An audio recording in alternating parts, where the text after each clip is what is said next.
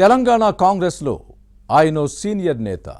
Graduate MLC పదవీ కాలం ఈ నెలాఖరుతో ముగియనుంది. దీంతో ఎమ్మెల్యే కోటాలో మండలికి పంపుతారని పెట్టుకున్న ఆశలపై అధిష్టానం ఇప్పుడు నీళ్లు చల్లింది. హైకమాండ్ జలకివ్వడానికి కారణమేంటి? హస్తిన పెద్దలు పట్టించుకోలేదా? సామాజిక సమీకరణలు కుదరకపోవడంతోనే నో చెప్పారా? కాంగ్రెస్ సీనియర్ నేత పొలిటికల్ ఫ్యూచర్ ఏంటి? ఇంతకీ ఎవరా MLC? For more details, watch this inside story.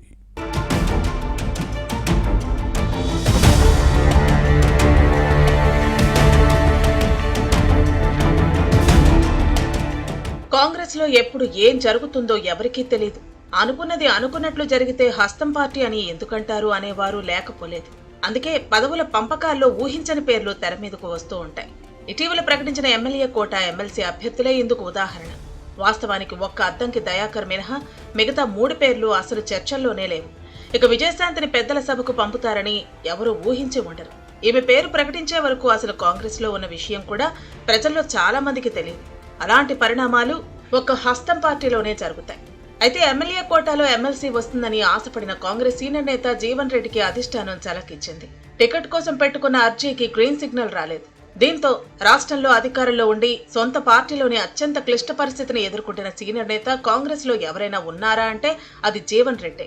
Parliament ఎన్నికల్లో ఓటమి తర్వాత ఈయన పొలిటికల్ ఫ్యూచర్ ప్రమాదంలో పడిందన్న ప్రచారం జరుగుతోంది.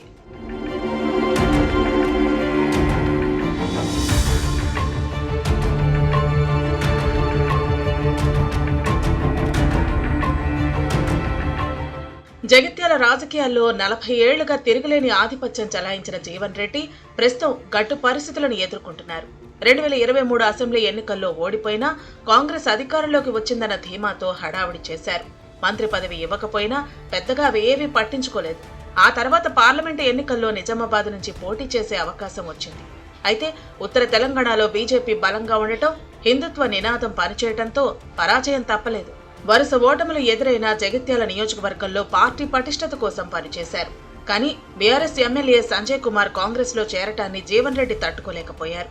4 దశాబ్దాలు పార్టీకి సేవ చేస్తే అధిష్టానం అవమానించిందని మండిపడి అసంతృప్తిని వెళ్లగక్కారు. ఇక జీవన్ రెడ్డి అనుచరుడు గంగారెడ్డి హత్యతో జగిత్యాలలో ఒక్కసారిగా పరిస్థితులు మారిపోయాయి. ఒక దశలో కాంగ్రెస్ లో ఉండలేను అంటూ ప్రకటించిన విషయాన్ని గుర్తు చేసుకోవాలి. పీసీసీ చీఫ్ తోనూ ఇదే అంశం చెప్పడాన్ని ప్రస్తావించుకోవాలి. అయితే మంత్రి శ్రీధర్ బాబు, అధిష్టాన పెద్దలు నచ్చజెప్పి బుచ్చగించారు.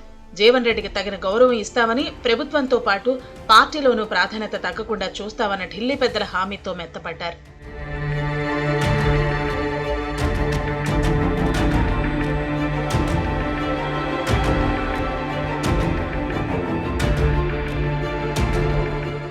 పట్టభద్రుల ఎమ్మెల్సీగా ఉన్న జీవన్ రెడ్డి తిరిగి అదే స్థానం నుంచి పోటీ చేయాలని కాంగ్రెస్ ఆఫర్ ఇచ్చింది. కానీ ఆర్థికంగా చాలా నష్టపోయారని, ఖర్చు తట్టుకోలేనని అధిష్టానం దృష్టికి తీసుకెళ్లడంతో ఉత్తర తెలంగాణ గ్రాడ్యుయేట్ ఎమ్మెల్సీ అభ్యర్థిగా నరేందర్ రెడ్డికి సీటు ఇచ్చింది.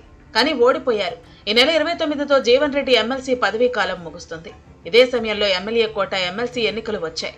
దీంతో జీవన్ రెడ్డికి సీటు ఇస్తారన్న ప్రచారం సాగింది. మంత్రి శ్రీధర్ బాబు కూడా ఈయన కోసం గట్టిగానే లాబింగ్ చేశారు.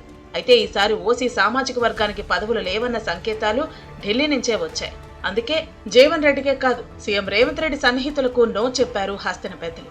ఎమ్మెల్యే కోట ఎమ్మెల్సీ పదవి కోసం చివరి నిమిషం వరకు ప్రయత్నించిన జీవన్ రెడ్డికి చివరికి నిరాశే ఎదురైంది. అభ్యర్థుల ప్రకటన తర్వాత చేసేదేమీ లేక హైదరాబాద్ నుంచి జగిత్యాల వచ్చేశారు. అయితే ఎమ్మెల్సీ పదవీ కాలం ముగిసిన తర్వాత ఏం చేస్తారన్న ప్రశ్న వస్తోంది. ప్రభుత్వ సలహాదారు పదవి ఇస్తారా, లేక ఏఐసీసీలో స్థానం కల్పిస్తారా అన్న చర్చ సాగుతోంది. ముందు నుంచే ఢిల్లీ రాజకీయాలకు దూరంగానే ఉంటున్నారు జీవన్ రెడ్డి. దీంతో రాష్ట్రంలోనే సర్దుబాటు చేయొచ్చన్న ప్రచారం జరుగుతోంది. మరేదైనా పోస్ట్ ఇస్తే జీవన్ రెడ్డి తీసుకుంటారా, లేక గౌరవంగా కాంగ్రెస్ కార్యకర్తగానే ఉండిపోతారా అన్నది చూడాలి.